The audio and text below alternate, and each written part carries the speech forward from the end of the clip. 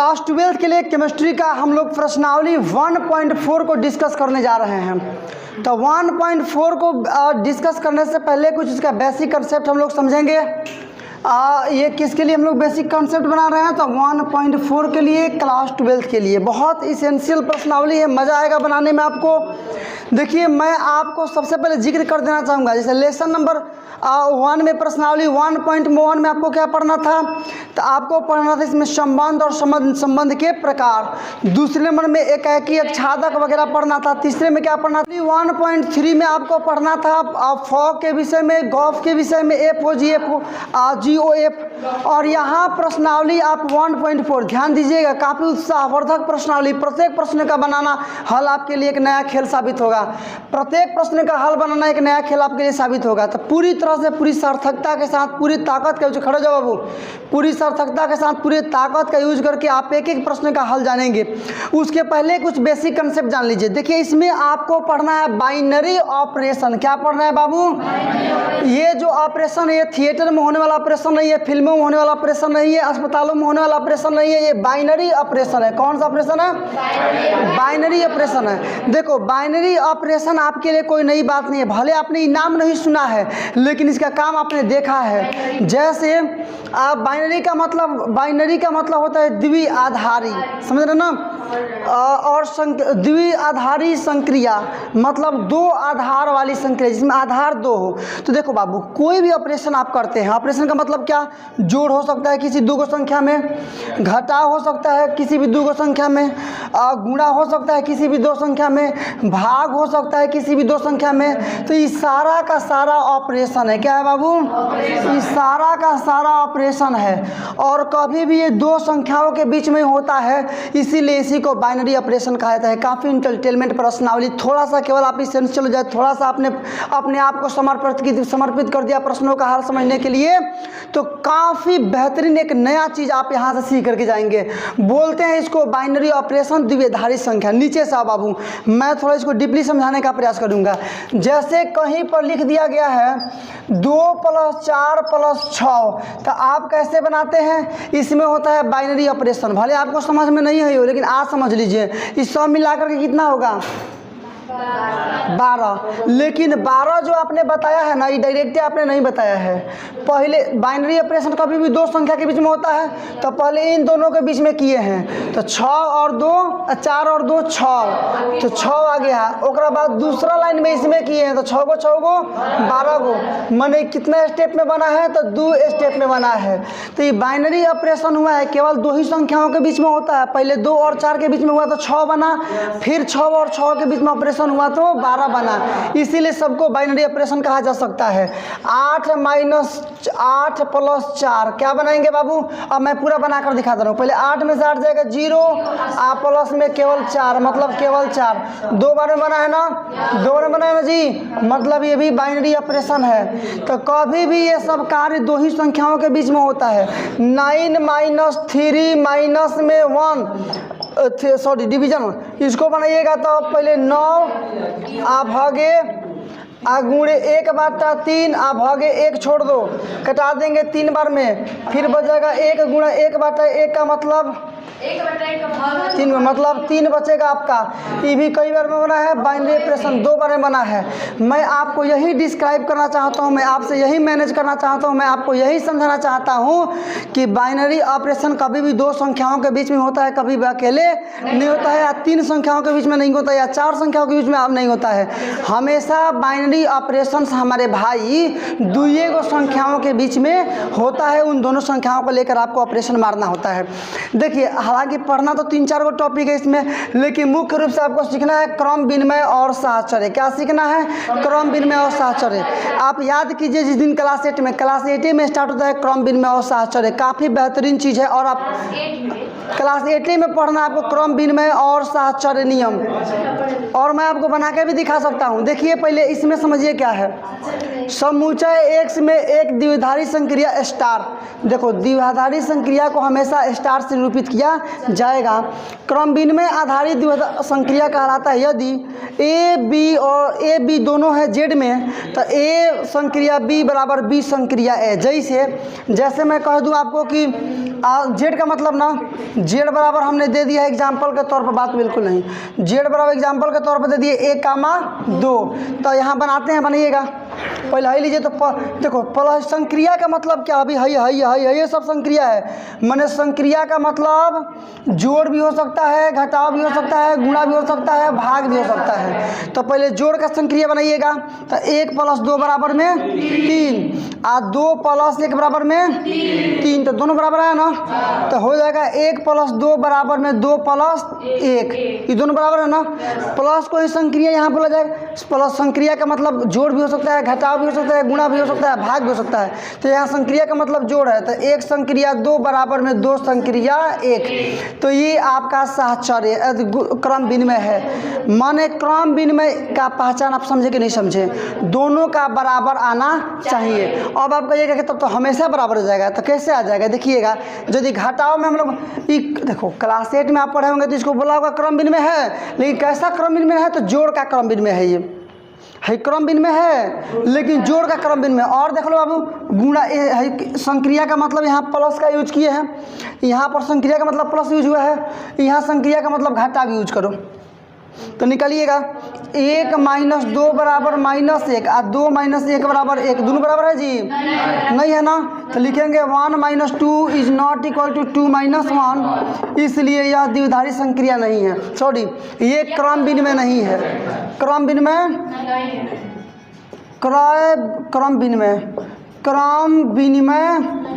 नहीं है, क्रॉस कर देते हैं सीधा, आप समझिएगा, आपको लिखना होगा, हिंदी में लिख लीजिएगा पूरा, ये क्रम विनिमय नहीं है। अब ले लो इसका मतलब ले लेते हैं हम लोग गुणा, स्टार का मतलब हम लोग लेते हैं गुणा, बना के चीज़ 1 × 2 बराबर में 2 और 2 × 1 बराबर में 2, दोनों बराबर है क्या ना, तो चूँकि 1 × 2 बराबर में 2 × 1, माने इसको कह सकते हैं कि 1 संक्रिया 2 बराबर में 2 संक्रिया 1, तो ये क्या है जी, क्रम विनिमय है। तो समझ गए कि आप लोग नहीं समझे। मान देखो पहला दूसरा के साथ जो संबंध है वही संबंध दूसरा का पहले के साथ होगा तो क्रम विनिमय होगा, और नहीं होगा तो क्रम विनिमय नहीं है। तो देख लो, तुम समझ लो एकदम ध्यान से बात को। अच्छा, अभी बहुत सारी बातें हैं जो मैं आपको कहना चाहता हूँ, लेकिन अभी यहाँ बताना वो निरर्थक हो जाएगा। जब हम लोग क्वेश्चन बनाएंगे तो वहाँ मैं आपको और एक्स्ट्रा समझा सकता हूँ, दूर दूर तक मैं आपको बता सकता हूँ, डिस्क्राइब कर सकता हूँ, आपके कंसेप्ट को क्लियर कर सकता हूँ। अभी जो जानना है इतना ही जानना है, इससे ज़्यादा अभी नहीं जानना है। तो अभी आपने क्रम विनिमय समझ लिया, बोलिए क्रम विनिमय समझने में कोई दिक्कत हो तो क्रम विनिमय पहचान लेंगे। देखो प्रश्नावली को बनाते समय जब प्रश्नावली आप बनाने जाएंगे, प्रश्नावली 1.4, तो इसी पर डिपेंडेंट क्वेश्चन आएंगे, दे देगा, कहेगा बात यह कि क्रम विनिमय है कि नहीं है। तो जो संबंध पहला का दूसरा के साथ होगा वही संबंध दूसरे का पहले संग, मतलब दोनों बराबर आएगा तो क्रम विनिमय होगा, आप बराबर नहीं आएगा तो क्रम विनिमय नहीं होगा। आराम से वहाँ आप समझ लीजिएगा। नीचे आओ बाबू, अब यहाँ समझना है एसोसिएटिव, मतलब इसको बोलते हैं साहचर्य। तो देखो एक द्विधारी संक्रिया star A cross B A cross A tends to A साहचर्य कहलाता है यदि एक संक्रिया B संक्रिया C बराबर A संक्रिया B संक्रिया C हो। जैसे मैं दोनों बना करके दिखा दे रहा हूँ, देखिए तो कैसे एग्जाम्पल इसका देख लीजिए।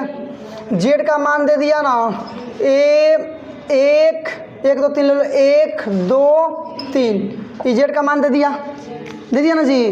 तो पहले संक्रिया का मतलब निकालिएगा, या प्लस पर निकालिए। देखिए बराबर रखना नहीं हो रहा है तो निकालो, तो पहले है निकालिएगा।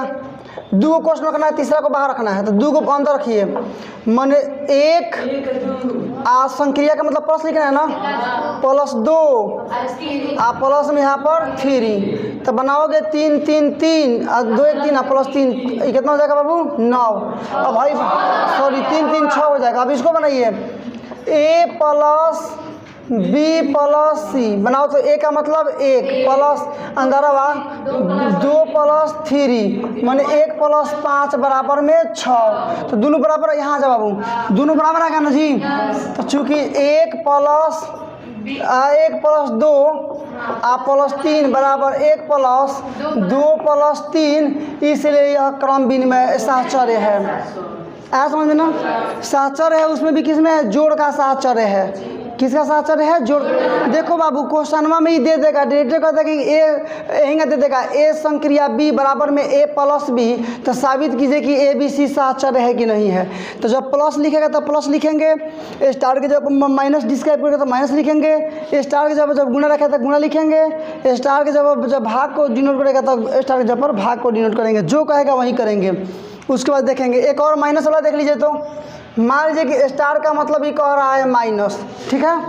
अब बना के दिखाओ तो इसी एग्जाम्पल पर जेड बराबर इसी पर, तो एक पहले क्या हो जाएगा बाबू, एक स्टार एक माइनस 2 माइनस 3 बराबर में -1 -3 मतलब -4। दूसरा बनाकर चेक करो, 1 -2 -3 बराबर 1 माइनस है, माइनस बनाएगा ना मैंने प्लस बराबर में 2, दोनों बराबर है जी। तो चूंकि 1 -2 -3 इज नॉट इक्वल टू बराबर 1 -2 -3, इसलिए क्या है तो सहचर्य नहीं है। यहाँ मिला लीजिएगा बाबू। यदि ऐसा हो गया आपका व्यवस्था ना, यदि ऐसा आ गया इसका मतलब इस सहचर्य नहीं है। तो आपको पूरी प्रश्नावली में यही कारीगिरी आपको दिखाना है, आपको बताना है कि क्रम विनिमय है कि नहीं है, आपको बताना है कि सहचर्य है कि नहीं है। और द्विआधारी संक्रिया पहचान आप जानिए गए, गुणा भाग प्लस माइनस जोड़ घटाव जो भी है, ये सारा ये सारा द्विआधारी संक्रिया है। तो द्विआधारी संक्रिया का मतलब बाइनरी ऑपरेशन, मतलब दो आधार वाली संक्रिया। ये आपके लिए कोई नई बात नहीं है। कभी भी ये प्रक्रिया दो संख्याओं के बीच में होती है, और दो संख्याओं के बीच में जोड़ करना, दो संख्याओं के बीच में गुणा करना, या दो संख्याओं के बीच में घटाव करना, या दो संख्याओं के बीच में जोड़ना, भाग करना, ये सब आपके लिए कोई नई बात नहीं है। आपने पिछले क्लास में अपने बचपन से ही पढ़ते आप आ रहे हैं, इसलिए मैं समझता हूँ कि शायद में आप अब इसका बेसिक कंसेप्ट आप समझ चुके हैं। इतना ही इसका बेसिक कंसेप्ट है, इसके अलावा नहीं है। अब हम लोग डायरेक्टली स्टार्ट करेंगे प्रश्नावली 1.4 स्टार्ट। क्वेश्चन नंबर 1 का सॉल्यूशन हम लोग स्टार्ट कर रहे हैं। क्वेश्चन नंबर 1 के प्रश्नों का हल आप देखेंगे। क्वेश्चन नंबर 1 के प्रश्नों को हल देखने से पहले सबसे पहले आप निर्देश पढ़ लेंगे कि बोल क्या रहा है, करना है कि आपको क्या करना है, क्या समझना है, कैसे बनाना है। क्वेश्चन कह रहा है कि निर्धारित कीजिए कि क्या निम्नलिखित स्थितियों में संक्रिया स्टार एक द्विआधारी संक्रिया है, माने या नहीं है।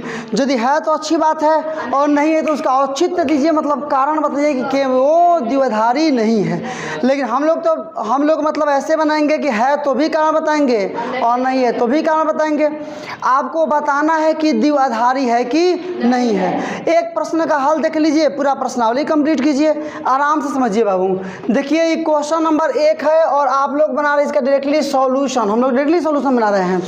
पहला कह रहे हैं कि जेड प्लस में ए स्टार बी का मतलब हुआ ए माइनस बी द्वारा परिभाषित है। तो परिभाषित है तो आपको ये बताना है कि ये द्विआधारी संक्रिया है कि नहीं है। आप देखिएगा, माने इसके कहने का मतलब है कि जेड प्लस में, अर्थात ए और बी ये दोनों है ना, ये जेड में है।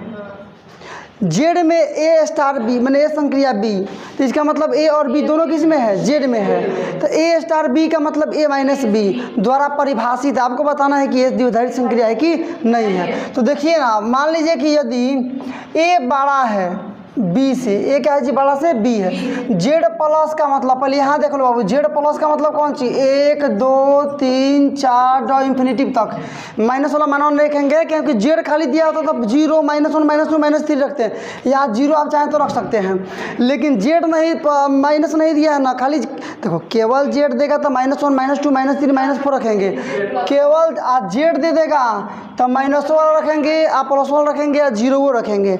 जेड प्लस दिया तो 1 2 3 4 रखेंगे। तो यदि ए का मानवा, मान लीजिए कि ए माइनस बी बराबर ई है, ई जेड में आ रहा है। तो यदि ए बड़ा है बी छोटा है, ए 2 हो गया बी 1 हो गया, तो 2 में से गया 1, ए 4 हो गया बी 2 हो गया, तो 4 में से 2 जाएगा तो 1, माने ए बड़ा 2, माने ए बड़ा है बी से, तो हो जाएगा ए माइनस बी जो है ये हो जाएगा जेड प्लस में, आएगा जेड प्लस।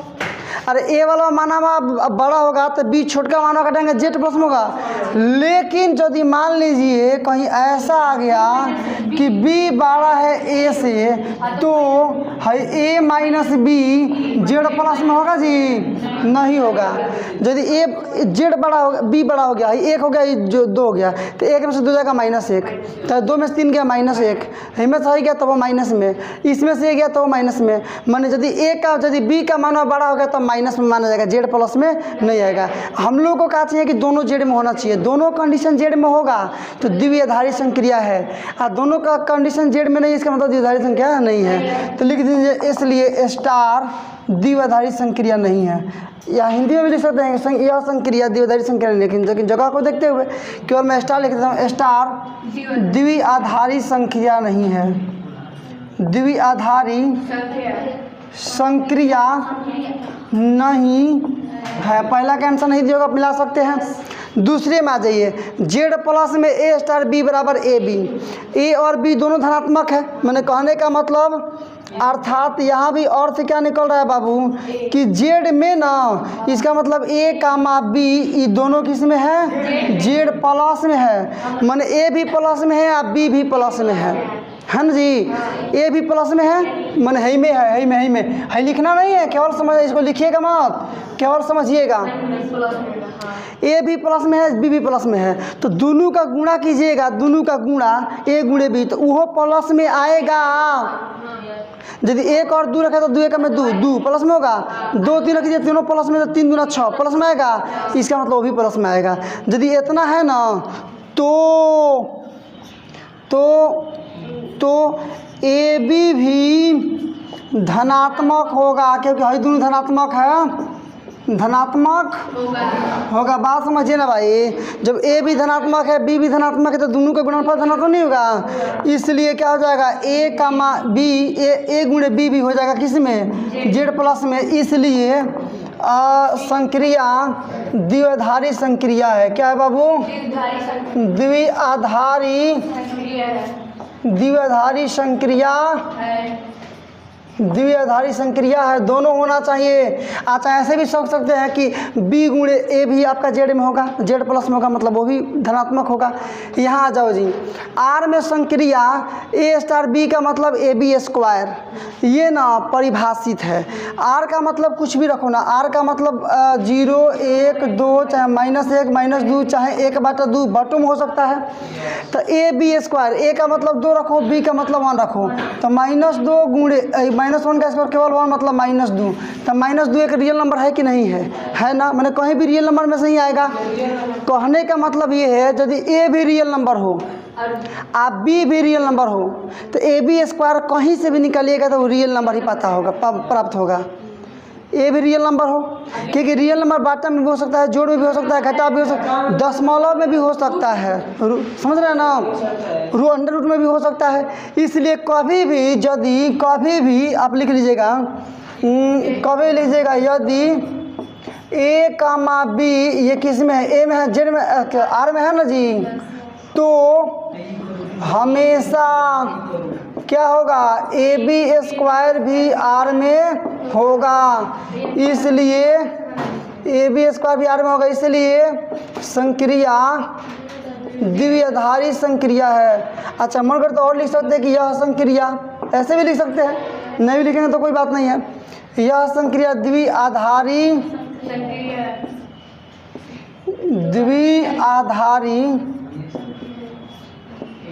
संक्रिया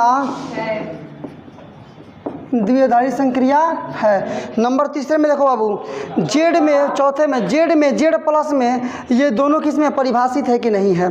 अब तुम देखो ना, इसमें जेड में, दोनों जेड में से मान लेना है, कोई भी जेड में से मान लीजिए, तो अंडर रूट में से कोई भी, माने मॉड में से कोई भी संख्या बाहर निकलती तो प्लस में होगी। मतलब यदि कहने का मतलब ये है कि ए कामा बी ये हो जाए जेड प्लस में, ए भी जेड प्लस में हो और बी भी जेड प्लस में हो, तो यदि ए भी जेड प्लस में और बी भी जेड प्लस में हो तो एकदम स्पष्ट है कि क्या हो जाएगा आपका, तो स्पष्ट है कि आराम से बात को समझो बाबू, ई मॉड में ए माइनस बी भी किस में होगा, जेड प्लस में होगा। ये बात समझ में खड़ा करके पूछ देंगे, एक आदमी से नहीं आएगा तो ढूंढ देंगे, इसलिए ध्यान से बात को समझो। यदि ए कामा बी दोनों जेड में है तो मॉड में भी a माइनस बी रहेगा। अरे मॉड में तो a माइनस बी रहे चाहे b माइनस a रहे, a बड़ा हो चाहे b बड़ा हो, कोई भी बड़ा हो, मॉड से कोई भी संख्या बाहर निकलते पॉजिटिव होगी, मतलब z प्लस में आएगी, z माइनस में तो कभी नहीं आएगी। इसलिए यदि a कामा b दोनों z प्लस में है तो स्पष्ट है कि a माइनस बी मॉड में भी z में होगी। इसलिए यह संक्रिया द्विआधारी संक्रिया है, द्विआधारी संक्रिया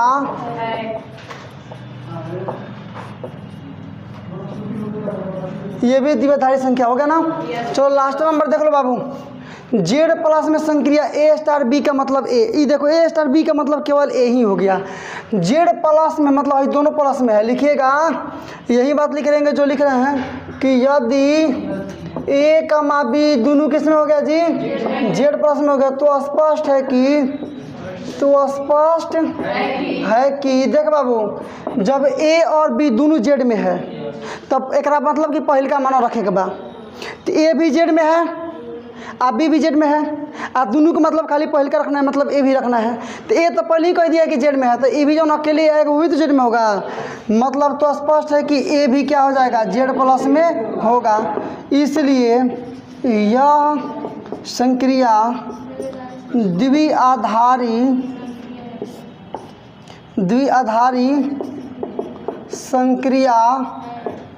द्विआधारी संख्या से मिला सकते हैं आप लोग, आंसर हो गया। तो इस प्रकार से स्पष्ट रूप से आपका निष्कर्ष निकला कि क्वेश्चन नंबर 1 का जो पहला है वो द्विआधारी संक्रिया नहीं था, लेकिन दूसरा, तीसरा, चौथा और पांचवा ये बाकी के चारों प्रश्न द्विआधारी संक्रिया में थे। इसलिए फाइनली आपका निष्कर्ष निकल गया क्या कि आप पहला नंबर नहीं है, दूसरा, तीसरा, चौथा, पांचवा है। तो चलिए इस क्लास में केवल इतना ही। इसमें आपने बेसिक कंसेप्ट जाना और क्वेश्चन नंबर 1 के प्रश्नों का हल जाना। अगले दिन आपको अगले क्लास में हम लोग बनाएंगे क्वेश्चन नंबर 2 से, और क्वेश्चन नंबर 2 से लेकर के आगे तक के प्रश्नों का हल जानेंगे। मैंने पूरा प्रयास किया कि मैं आपको आसान कंसेप्ट दूं, आसान भाषा में आपको समझाऊं जिसको आप बढ़िया से पकड़ उस पर बना पाएँ, और मेरा विश्वास है कि मेरा ये प्रयास सार्थक भी होगा। तो चलिए बस इसमें केवल इतना ही।